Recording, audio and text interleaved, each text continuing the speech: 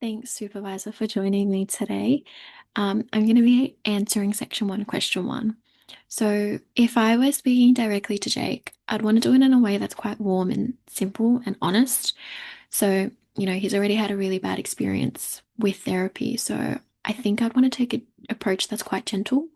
So, I might say something like, Jake, I want to introduce you to a way of working that's quite different from what you might have experienced before. So it's not about changing who you are or trying to get rid of, every tough thought or feeling. That wouldn't be fair. And honestly, most people find that I think that just wouldn't work. So this approach is called acceptance and commitment therapy, which is sometimes referred to as ACT. So it's about helping you live, I guess, a life that is more aligned with what you want, even if it's painful or even if that fear still shows up sometimes. So we don't want to try and fix your mind, but instead we want to help you step back from those painful thoughts and feelings so you don't control what you do as much. And you've shared that you often get stuck in your thoughts, things like I've ruined my life or nothing will ever get better. And ACT gives us those tools to gently notice when, your mind might be pulling you into these loops and to create space so you can make choices based on what really matters to you. You know, we always talk about different parts of yourself, like, your inner voice that tries to protect you, even if it sounds really harsh. And we call that the advisor. So we'll get to know that part of you and help you decide when it's helpful and when it might be holding you back. And all of this is about helping you reconnect with the things that, I guess, give you energy. So, like your friends, football, or just having structure in your day, even if it's just starting small, like getting out of bed before 11 a.m. And so I guess what I would like to discuss in supervision is, yeah, that's what I would say to him. But I guess I want to be mindful of pacing here. So, I guess his trust in therapy might be low and, he might fear being blamed or needing to be fixed. So I guess I want to frame ACT as something we do with him, not to him. So I'm wondering how to keep things feeling safe and collaborative for him while still offering some structure with those tools being incorporated. So, you know, how do I make sure I'm not coming across as too pushy or making him feel like he's being told what to do? Especially since, that might remind him of times in the past where, he felt judged or powerless. And I guess the reason I want to discuss this is because, he might bring those internalized fears to therapy that I'm going to expose him or blame him or attempt to fix him. And so I guess I want to be cautious about not launching straight into psycho ed or skill training without first establishing that sense of safety. But at the same time, ACT offers powerful tools, and I recognize that introducing it too quickly might reinforce those fears that I've got an agenda, or that, like, I'm trying to correct something that's not right with him, rather than framing it as, ACT is collaborative and it's flexible and we can tailor it to be useful for him. So, I understand I might be able to say, we don't have to rush. If something feels weird or it doesn't make sense, you can say so. We'll explore what works for you and leave out what doesn't. And it's about reconnecting you to things that matter in a way that makes space for everything you've been through. So I guess reflecting on this, I've just understood how important it is to emphasize that I'm doing ACT with him and not to him. And yeah, I guess it fits in with ACT because it's about, that experiential discovery instead of like imposing solutions. But yeah, so I guess it's just made me think about how much I want to invite curiosity into the process instead of like pushing insight or behavioral change onto him before he even feels ready. I will be answering section one, question three. Jake sounds very caught up in those painful stories that his mind seems to keep telling him. Um, Sort of those stories about being judged and about his past and about being a failure. And um, based on the learning that we've done in ACT, those painful stories can be called fusion. So, where those thoughts feel like facts and they sort of shape everything that we do. And so, when it comes to sort of explaining this concept to Jake, I would want to sort of do it in a way where I use everyday examples to gently explain it. So I might say something like, Jake, our minds are sort of like story machines, and, they're constantly trying to make sense of the world. And sometimes they tend to come up with some pretty harsh stuff. And when we believe every word that our mind says, it's like the thoughts are right in our face. It's hard to do anything when you've got a thought like, I'm hopeless, sort of screaming at you. And I guess one of the things we work on is learning to notice our thoughts instead of being trapped inside them. So instead of saying, I'm hopeless, we might practice saying, I'm having the thought that I'm hopeless. And so I know it sounds strange, but it's just a way to remind ourselves that it's a thought and not the full truth. And, it's sort of like your mind is playing a radio show that's sort of just repeating the same harsh message to you. Like, you ruined your life, or you don't deserve to be happy. And unfortunately, we can't turn that radio off, but we can learn to turn the volume down and just let it play in the background while we sort of get on with our day. And so, I guess what I'd want to do here, after having done that little bit of an explanation, is sort of bring in, that experience of rumination that Jake's been sharing, sort of, the lying in bed, going over things in his head, just to sort of help solidify everything. So I might say something like, you mentioned lying in bed for hours, thinking over and over again about what went wrong. And that's a moment where diffusion can help. Would learn how to name what's happening. Oh, my mind's in that spiral again. And then gently guide you back to something you care about. Maybe even just getting up and opening a window. So I guess what I'd like to use this time with you about is to sort of get advice on, I guess, how I explained that, but also sort of spend the time to reflect a bit more deeply on how Jake's history of, trauma, loss, and, quite a bit of invalidation might mean that many of his thoughts, even the painful ones, might be a protective factor for him and sort of serve a protective purpose. So, the belief that I don't deserve the punishment or I'll never recover from this, it might actually help Jake make sense of overwhelming life events or give him a sense of control, even though they're really harsh things to be saying to himself. And so, even though, they can be quite distressing narratives that he's saying to himself, they're familiar. And I guess in a way that can help keep him safe. And I guess in a way, letting go of some of that self talk might also make him lose some of his identity in a way as well. And so I guess it's made me reflect on how I would approach, working with him in regards to diffusion when it comes to ACT.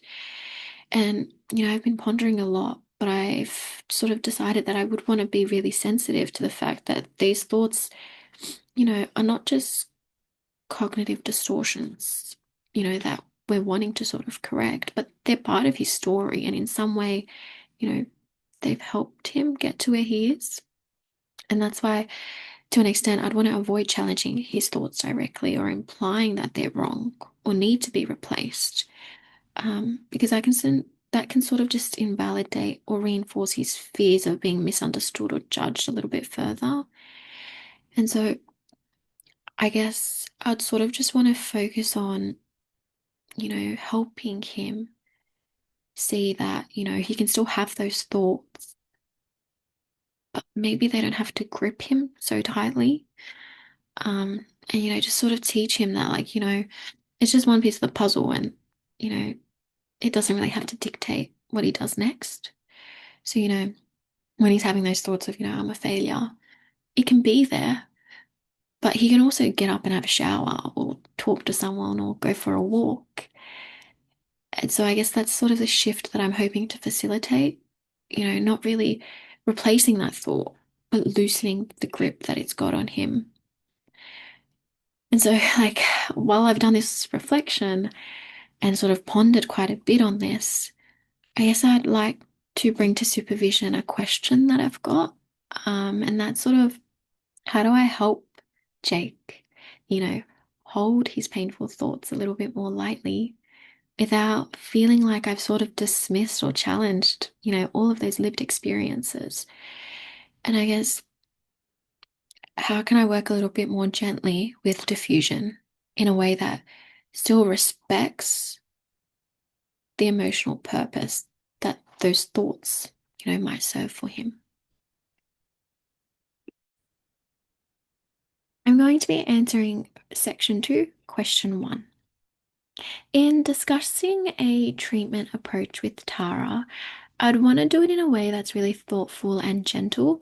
And this is because of the history that she's had in therapy and that emotional vulnerability that's also there. So if I was to introduce DBT to her, I might say something like, Tara, I'd like to work with you using something called dialectic behavioral therapy, and that is sometimes referred to as DBT. And this is a therapy that's especially helpful for individuals who feel emotions really strongly and sometimes have a hard time, getting those feelings to settle down a little bit. And so it was actually developed for individuals who struggled with things like intense relationships, self-harm, and feeling like their emotions are a little bit too much. And so when I hear the things that we've been talking about, some of the things you've described sounds quite similar. Hey, and then sort of allow some room for validation. And then I'll sort of go on to say, what's different about DBT is that it helps us work on two things at once. It helps us, learn to accept ourselves as we are and make changes to improve how we cope and relate to others. And so when I explain that, it might sound a little bit like a contradiction. But that's actually the point. So DBT is about holding both acceptance and change together. And so we would be focusing on learning practical skills that help with things like managing your emotions, coping with distress without hurting yourself, and improving your relationships. And it's a structured approach and would take things step by step, starting with what feels most urgent. Maybe looking at the self-harm and emotional fallout from the breakup right now. What do you think? Yeah. So that's sort of how I'd introduce it. And I guess the reason that I've done this is because I sort of want to, scaffold the explanation based on Tara's capacity and motivation. And so, given that she's on Prozac right now and has, a short-term, like has done short-term therapy without, substantial change, maybe introducing something that's a little bit more structured and skills-based might be able to give her a bit more of a sense of agency. And so I guess I'd want to keep in mind that DBT works best when the client understands that, they're not broken, but maybe they've never learned the skills that they need to manage these overwhelming emotions because of, some invalidating early experiences or just, a mix of biology. And so I guess that sort of brings me into some things that I'd like to discuss. Um, you know, at this point, I guess I want to think about how Tara might respond to the idea of skills training. She might see it as too basic or I guess not deep enough, especially if she's felt misunderstood in the past when it comes to therapy. Um, but I guess it can also sort of give her a little bit of hope that maybe it's an approach that's a bit more practical that she could use on a day-to-day basis. And I guess, the reason that I bring this discussion point to our session is because I can notice some counter transference maybe going on there.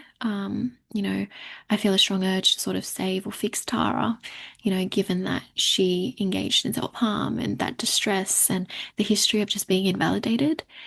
And so I can notice that this might lead me to sort of rush into skills teaching before even establishing that trust and that safety.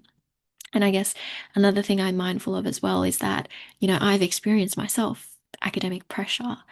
And I guess I want to notice so I can avoid over identifying with her, just so that way I can sort of maintain those boundaries and keep things a little bit more neutral. I'm going to be answering section 2, question 4. I guess I want to note that emotional regulation is sort of a cornerstone of DBT. And I think it's quite critical for Tara's case, given her high sensitivity, those intense emotional reactions that she experiences, and I guess the difficulty that she experiences returning to baseline. And, they tend to be classic indicators, I guess, of emotional dysregulation that is often outlined in the biosocial theory. So, in DBT, emotional regulation skills are really helpful in helping people understand and manage those strong feelings without getting overwhelmed or acting in ways that they might regret. So it's sort of about learning how emotions work, noticing when they're starting to build, and then using really healthy ways of coping. So, sort of like calming down, ways that help you think a bit more clearly, and then sort of choosing actions that line up with the values instead of just reacting.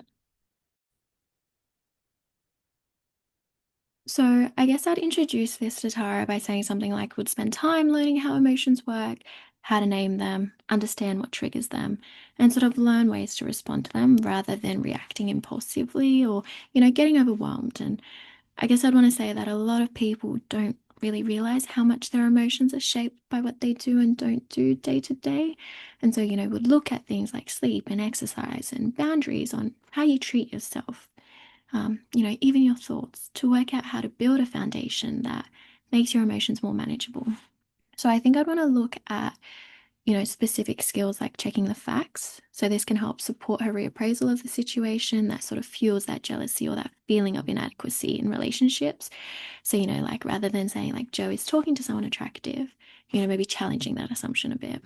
And then possibly doing the opposite action. So for when she notices urges to withdraw, drink or self-harm, you know, she might feel that urge to isolate, for example, after feeling rejected, but opposite action would involve reaching out to a support person or engaging in a healthy distraction.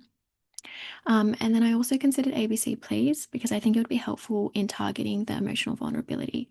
So Tara's self-harm, disrupted sleep, and likely poor self-care habits suggest that regulating her biology with um, an early focus of this in like therapeutic treatment would be helpful. And then I think as well, coping ahead would be helpful to introduce because she could use it before like a triggering event. So, like a presentation or a tutorial discussion where anxiety tends to sort of peak and that concentration tends to drop. And so, I guess one point I want to bring to supervision is whether Tara might be emotionally ready to tolerate, learning these skills without being flooded with emotions, just because she does report that high distress. So I feel like balancing skill learning with validation and distress tolerance is sort of essential. And I guess there's always that question around motivation. So like is introducing this tool early going to increase her sense of mastery, or is it just going to sort of risk her feeling a bit pathologized? And I guess I also want to be quite mindful of needing reinforcement. So, she reports feeling like a failure even when she does well. So I feel like this might be able to, I guess, play a role in how she, uptakes those skills. And so I think unless we're being quite consistent and, linking progress to values, um, yeah, it can be interesting to see the outcome because I think it is important to validate even those small efforts. Section 3, question 1. I'd suggest Tara likely presents with defensiveness and shame schema and abandonment and instability schema. So, the reasons for this is because, in my opinion, the defensiveness and shame schema appears central. So, Tara reports chronic feelings of being not good enough despite academic success and struggles with identity and self worth. And as well as that, her self harming behavior after conflict and intense self criticism, especially around her relationships, suggests that she might be internalizing blame and sort of perceives herself as fundamentally flawed. And so I feel as though this seems sort of rooted in her developmental history. So, like, her mother was emotionally distant and focused solely on performance. Um, this may have been communicated that love was conditional on the fact that you had to achieve something. And so, the persistent bullying as well during adolescence. There was little validation going on there or protection from caregivers. And I feel that this may have as well reinforced beliefs that she was unlovable or sort of, maybe inherently defective. And then the reason that I considered the abandonment instability schema was because it's also quite likely. Tara's father was often absent due to military commitments and then later parental separation when she was 12. So, this could have possibly disrupted a sense of safety and stability, I guess, in attachment figures. And I guess that intense, jealous behavior and the emotional dysregulation in intimate relationships, I think specifically around her fear of losing her partner and I guess her difficulty tolerating perceived distance helps sort of support this schema. And so it's sort of seeming like her early experiences may have led to chronic insecurity in relationships. And I guess, that may have led Tara to perhaps fear that if she is close to someone, that inevitably that it'll sort of lead to loss or rejection. And so I guess that, to me personally, these two schemas stood out quite a bit. Um, but I am also aware that I am quite new to learning about schemas. And so it also made me ponder a little bit on emotional deprivation schema, and whether or not this is sort of working in the background. And I guess the reason I thought about this was because she reports that emptiness and I guess the lack of being emotionally attuned in childhood. And so I guess the reason that I'm bringing this up is because I'd like if maybe in this supervision session we could sort of consider prioritizing, um, working through whether these schemas best fit so that way we can sort of look at target goals in therapy. I'm going to be answering section 3, question 3, in regards to experiential techniques. So, two experiential techniques that I would consider with Tara include imaginary rescripting and chair work. So, with imagery rescripting, this sort of aims to target the core emotional memory linked to a schema, sort of by revisiting the original painful scene and sort of inserting a new supportive response. So I feel like for Tara, this might help, because it would sort of involve guiding her to revisit a moment where she felt dismissed or unloved by her mother, and then introducing either the therapist or Tara's own healthy adult to meet her unmet need, for warmth and emotional validation. And so I guess the goal here is to sort of change the emotional meaning of the memory rather than erasing it. And I guess that the reason for this is because by doing this, there is that hope that we can reduce the schema's original emotional charge. And then the second one that I would consider is chair work. So it could be helpful in addressing, I guess, her punitive critic or the demanded critic mode. So, Tyra's self talk of, I'm a failure, I don't deserve love. It sort of suggests strong internalized critical voices. And so, in this technique, we can externalize different parts of the self, so like the critic or the vulnerable child or the healthy adult, and allow Tara to shift between them physically and emotionally. And so I guess I find that this might be helpful because it would allow for an embodied understanding of her inner conflict, and it would help create space, to strengthen the healthy adult's voice, which can respond with compassion or challenge the critic. And so I guess one thing I'd like to sort of reflect upon here is that given Tara's history of emotional neglect and possible shame around vulnerability, I'd sort of want to monitor readiness carefully before introducing imagery or chair work because they can be quite intense, forms of experiential techniques. And so I'd likely want to start with building safety and trust, sort of using I guess, limited reparenting before deepening into emotionally activating intervention. Um, and I think that because of this, I would want supervision support, sort of just in being able to understand how best to pace the intensity of this work.